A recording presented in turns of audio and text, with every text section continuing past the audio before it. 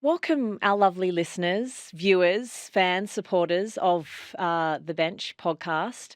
I'd like to start this episode by sadly saying that John Wilkin is not with us today, uh, but we have a great stand in, a brilliant stand in his former teammate, good friend, and now colleague at Sky Sports. Kyle Amor, welcome to the Bench. Thank you, Jenna. A little bit like my playing career. This John Wilkin coming on the bench and me coming off the bench. Incredible. So yeah, Who would have thought, huh? Who would have thought? Well, it's lovely to have you. Yep. You have been a guest on the bench a number of times. Not this year, though. No, not this year. First time. So last time I was on, it caused a bit of controversy, didn't it? On the other in your homeland. It did. Yes, it did. We Unintentionally, but yeah, it did. it made headlines. Should we should elaborate for our viewers, Yeah. listeners, what happened? You're off Well, on the bench. On the bench See less of. was the singing of the team song, you know. And to add a bit of context to it, look, it came out how it came out, and of course, John Wilkin then went and found me leading the song at yeah. Wembley, which I thought we sort were of talking about the ostrich, riding an ostrich. And like, no. no, please continue. No, I'm on about when I read about the team song.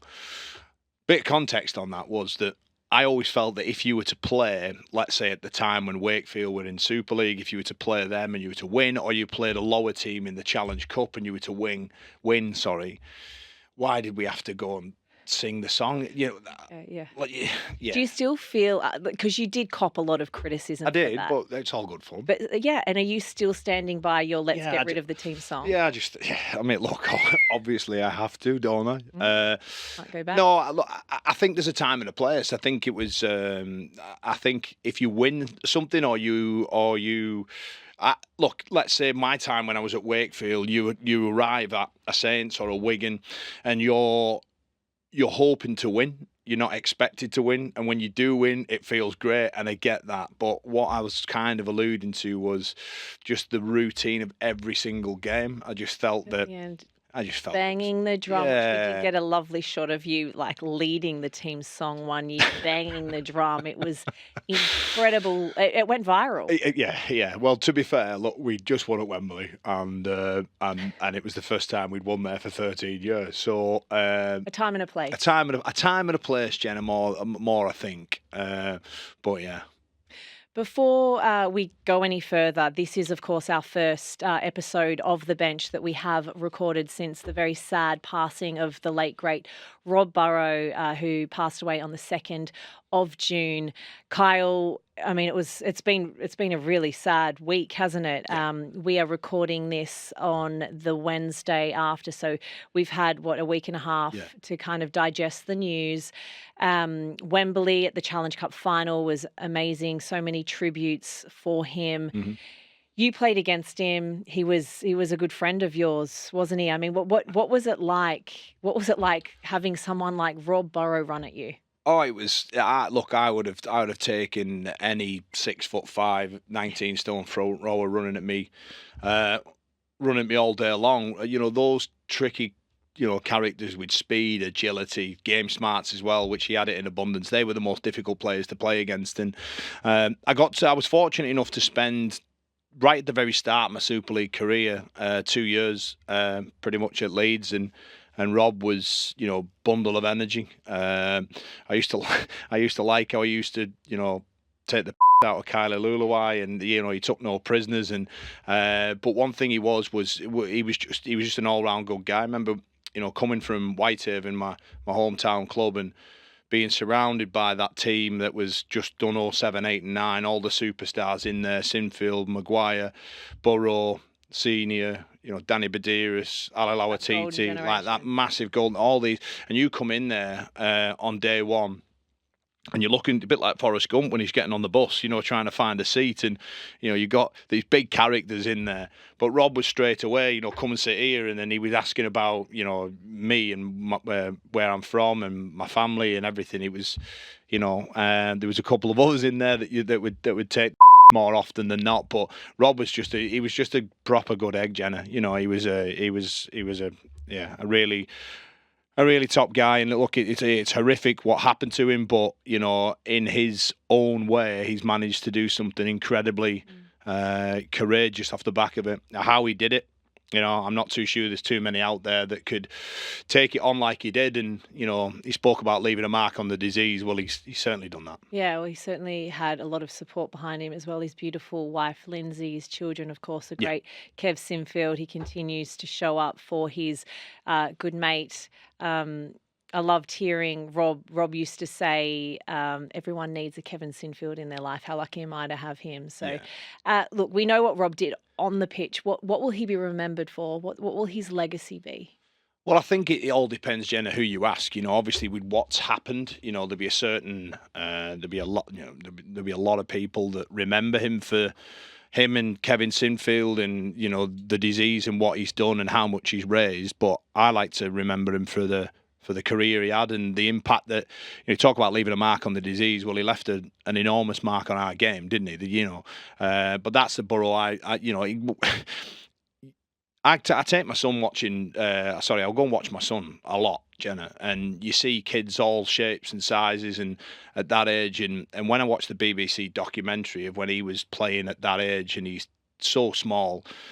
You're looking now as a dad watching them, and you would think that there's no way that this kid could make it and do what he did. And he gives a whole host of players, smaller players, ones that perhaps have been let go at certain times. He gives them a hope, doesn't he? His story is it goes against the mold of every rugby league player and shows that the game is for everybody, and there is a way if you want to work hard and but again, he had the attributes. He had skill and speed, and he was brilliant. He was absolutely brilliant. Yeah, he certainly left a mark on the pitch. My goodness, he left one off it.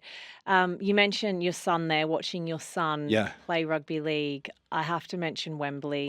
For those who don't know, Kyle's son played at Wembley ahead of the women's final, of course, the men's, and then the 1895 Cup. And Kyle, he won silverware. What was it like? Kevin Brown's son as well plays in the same team as your son. Speaking to Kev before the game, he looked like he was going to vomit. And I'm like, "Are you okay?" He's like, "No, I'm not okay. I mean, I've played here on numerous occasions, and I feel more nervous and sick now than I ever have in my own career. But congrats, they won." Well, it took a 12-year-old Brown to finally win at Wembley, didn't it? And Kev won't mind me saying that. I'm good mates with Kev, but it's something that we joked about in the lead up that hopefully he's not gonna lose like his dad did so many times there. But he is a chip off the old block. He's a fantastic player, is Harry Brown, and he's certainly one that I would be tipping for possibly featuring in the professional game at some later stage. But going back, my son was there, part of the team, and brilliant, Jenna. For a 12-year-old boy to get to play at Wembley.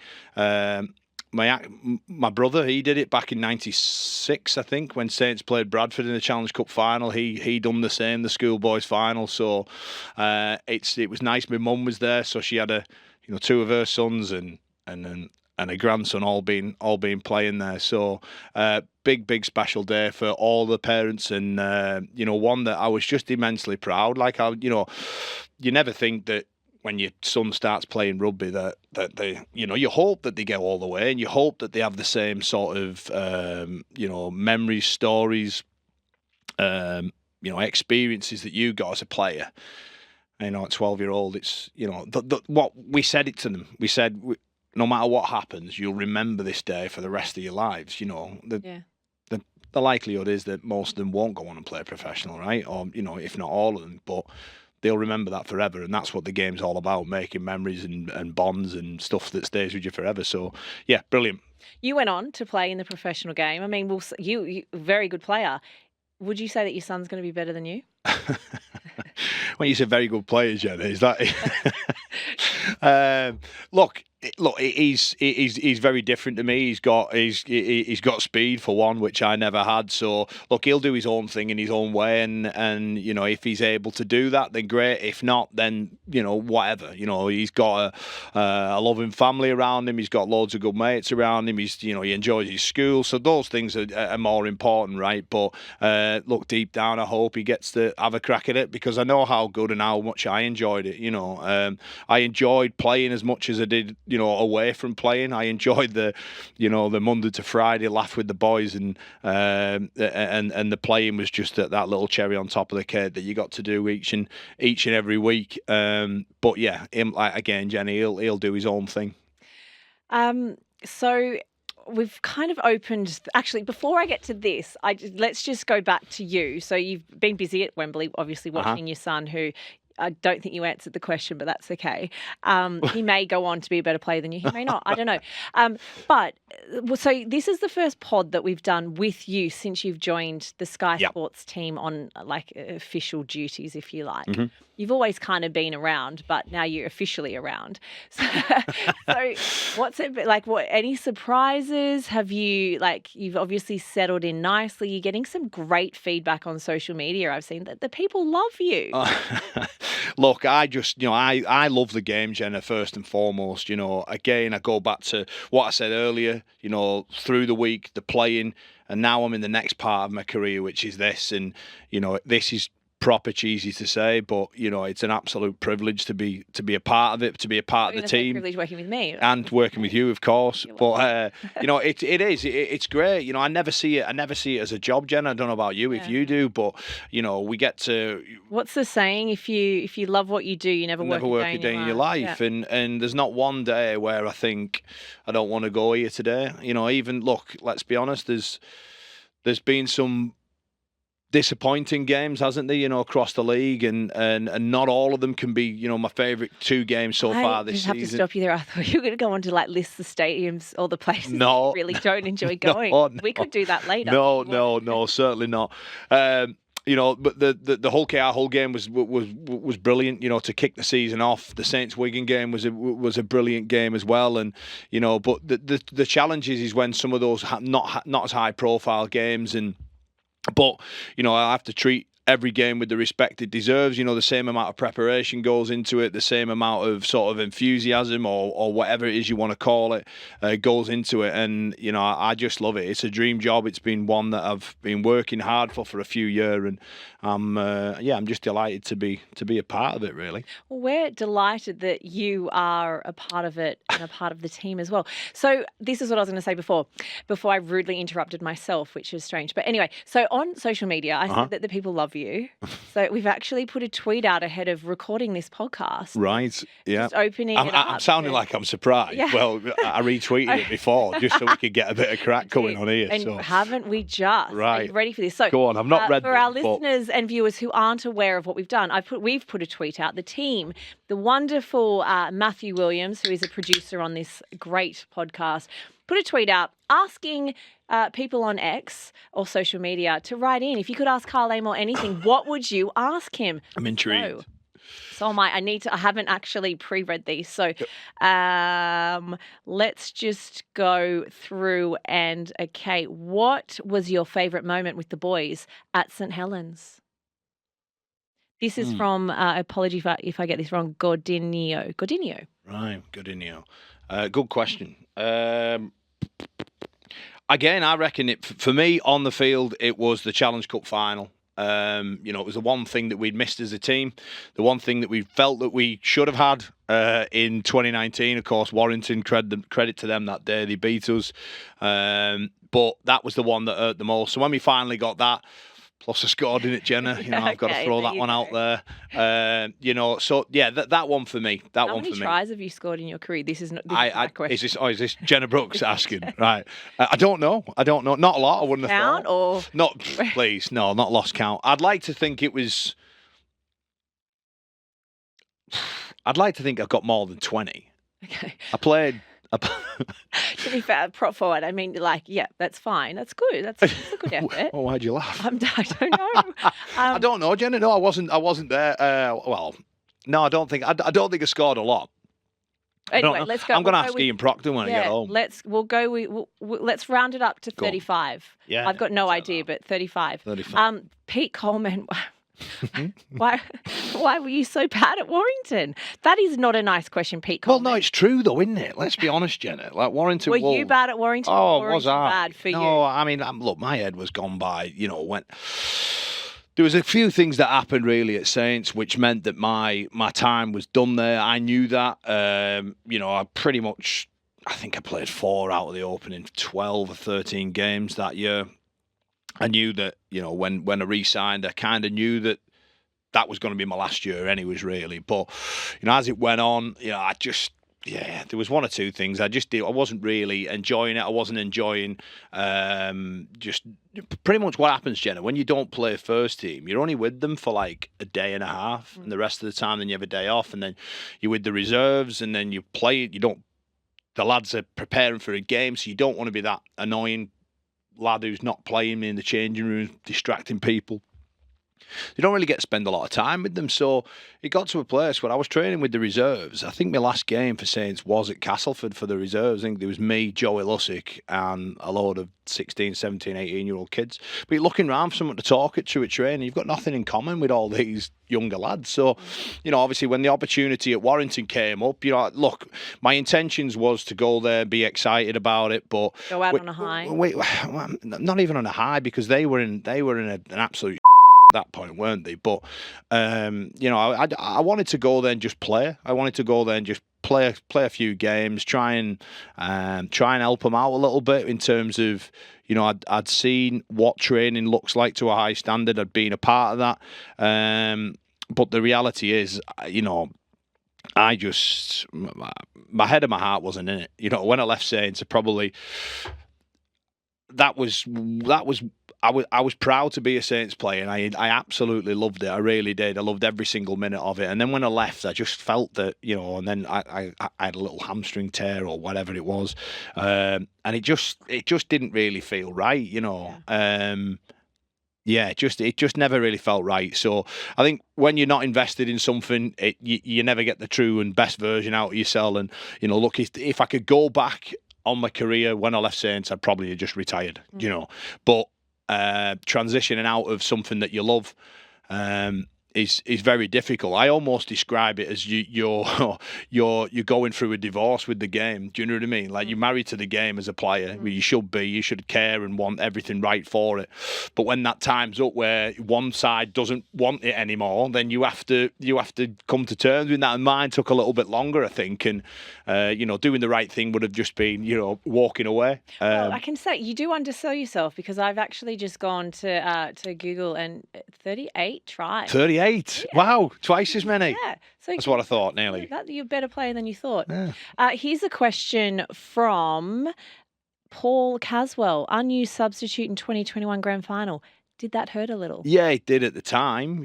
Absolutely. I'm okay. I'm okay with it now. It is what it is. The game moves on. It gets new players, new stories. What was the talk around it? Like, what did he say to you? No, I mean, no. Obviously, Christian Wolf was in charge. He was, yeah. Did you think he had a shot at playing? No. You knew. So I think it would have been a toss-up between me and whoever 18-man was that time. But, I played pretty much as many games as I physically was. Well, if I was fit at Saints, I played near enough every game. There wasn't too many games where I was dropped. Do you know what I mean? But it was, again, Jen, it was getting more obvious. Each and every week, the game time was coming down. You had the emergence of all the young front rowers. And again, the game over the last 6 years is, the leg speed of the players has gone up another level. And I wasn't able to do it, and that's the reality of it. And I think there was a try that got disallowed from us, and I think if that got scored, then I probably would have been on earlier. But weirdly enough, that when I look back at the game, and which I have done, a couple of times in the aftermath of that, trying to figure out what his thought process was, but I don't think I'd have put myself on. It'd been very difficult to sit on the bench for all that time. You undersell and then though, don't you? No, not at all. Look, I got to play in, 3 other grand finals. Brilliant, you know. I played my part in that club. But in that moment, the game was locked in, and it was such a high intense game. You know, what would have happened if I'd have got thrown on and the intensity wasn't where, you know, I wasn't there and something happened, you know. So I'd rather the team had gone on and won it. You know, at the time. What's your mentality when you get given the ring, the winner's ring? Right? Oh, yeah. Do you feel like you've? No. Is it one that you kind of just? Well, look. Yeah, I mean, look. I think again, I'd have to look, but I think I played every single or near enough every single game that year. I think, you know, providing as long as I wasn't injured or whatever. But yeah, I just think for that one game, you get, you know.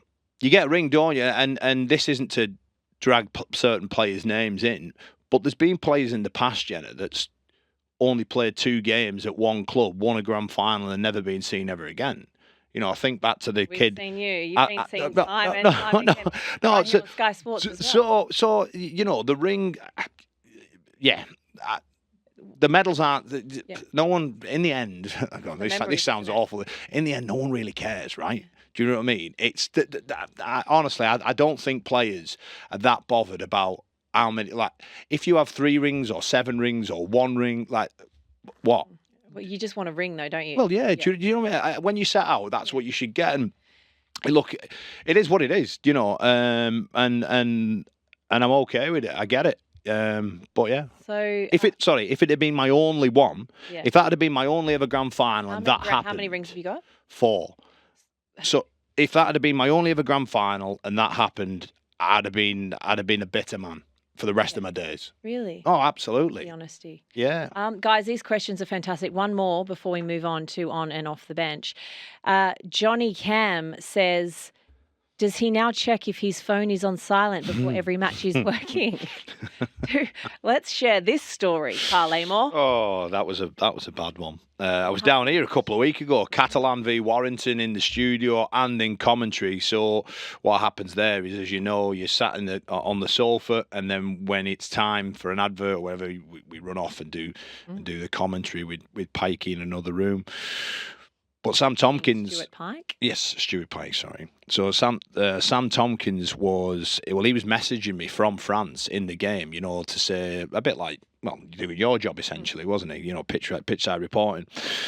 So then when I came back at full time, I'd obviously had my phone and I'd had it on, and I didn't leave it where I should have left it. Now, I should have probably knocked it on aeroplane mode, shouldn't I? But I wouldn't have got the text from Sam, you see. So anyways... So hang on, what was Sam texting? So he was talking about how Catalan had no interchanges left. Okay, so he was giving you updates. So he was giving us a little bit... As well, for people who don't understand the setup for us, when there is a reporter in Perpignan, you can't really do anything live. There's just not the capabilities for it at this point in time. So a lot of the time as the reporter in the south of France, you've got to kind of rely on social media, WhatsApp to get through messages. So that's what Sam was doing. Yeah. So then I've gone back to finish the aftermath sort of presentation around the game, etc. And then my phone went off in my pocket, full whack, Jenna, as well, like loud as you possibly can be, and I felt like a little piece of me died inside. But Brian made good humour out of it. But it was Mark Wilson of all people, a commentator of mine, like, you know, who I work with all the time. He wasn't watching the game. He was on his, because me and him were doing Catalan London the next day, and he was ringing me to see if I fancied a pint. Did you fancy a pint? I did. After that, I fancied 10. Okay, so I see that you've brought your phone with you again today. Is it on silent? Or it is. No, it's Mark on. Wilson It's to call through again? No, it's on silent. It's on silent. Lesson. And there's no pints on a Wednesday, is there? Really? Well, I mean, it depends, I guess. But for you, so you don't drink Monday to Wednesday? I don't know what. Well, I don't even know why I've said that then, because if there's an occasion on, then yes, of course. But if you're going for a pint on Wednesday, it has to be something important, doesn't it? Does it? Okay. I think good. so. Right. Great questions. Thank you all very much. It's time for our segment on and off the bench. Yep. You, as we've spoken about at the top of this podcast, are very familiar with it. Yep. So let's do off the bench. Things you want. Do you want to do off or on? Well, whatever you. Yeah, sure, Jenny. Yeah. let's start with off the bench. Something you want to say more of? Off the bench, more of. Right. I would like to see our big games, like the Challenge Cup, the Grand Final particularly, Magic Weekend, but more actually the big trophy games, the showpiece events. I'd like to see a top headline act on, not one from 15, 20 years ago. I'd like to see Local bands. Yeah, I'd like to see something current, something right now. Let the game spend a bit of money by putting people. I remember watching the Super Bowl. It was when Rihanna was singing, and there was a fan with an NFL T-shirt on. She had it pulled up, and on the white T-shirt it said, "This football game is getting in the way of the Rihanna concert." So what that meant was you were getting fans that weren't even there for the game, but were coming because of Rihanna was whoever's on. Now, obviously, it costs an awful lot of money. I get that, but I just think surely Simon Moran at Warrington's got some contacts in there where he could get a big favour. Russell Crowe. Russell Crowe. He's right in there. Surely he must owe Sam Burgess a favour, and then Sam Burgess owes the game favours. Why don't all the owners of all the clubs agree a fee at the start of the year? It's like they're all having a little bet on themselves to see who they can get. Taylor Swift. Imagine that. Taylor Swift. Oasis. Brilliant. Then that would be a sellout, and it becomes a show. It doesn't just become the game. Do you get what I mean? That's what I'd like to see. I'd like to see. And then they get an awesome How good would that be? game. Harry Styles. If you put Harry Styles or Taylor Swift in there, that would sell. That game would sell out 5 times. What do you reckon they'd cost? Maybe they could do I don't know. Maybe if they saw a game of rugby league. What's the saying? If you see one game of rugby league, you're a fan for life. So perhaps we show them a game of rugby league. Well, yeah. I mean, there's another question. What if you did show them a game of rugby league? What game would you show them? This could go on and on. We are Hull KR in London from 2 weeks ago. They'd run a mile, wouldn't they? I was there that game. 40-0 at half time. Right. Jeez. So let's keep that one in the in the library. Yeah.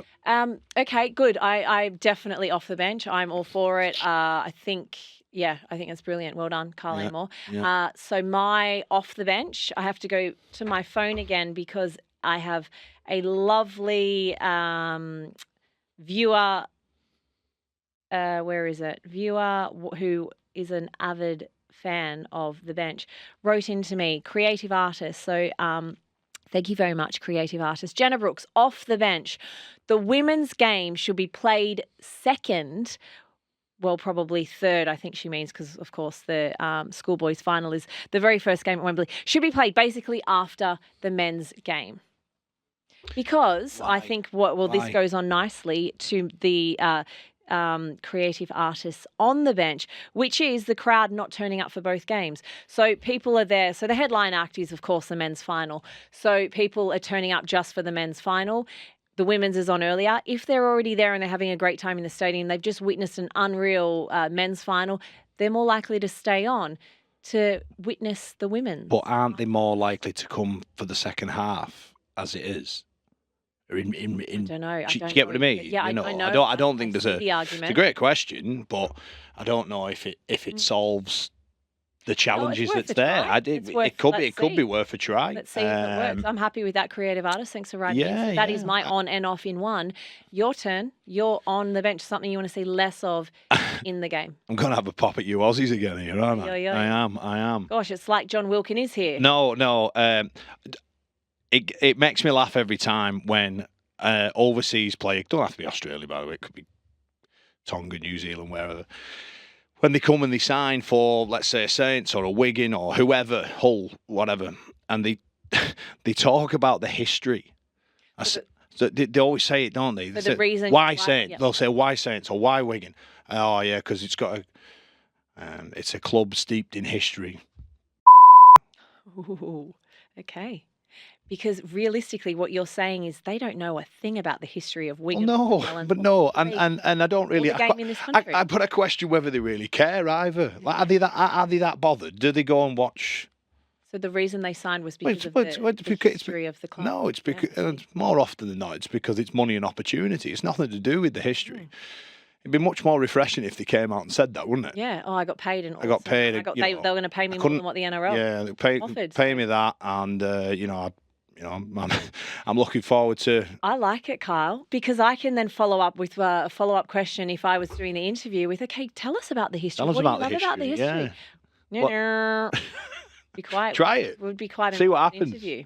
It'd be great though if they came back with all the. Wouldn't it just?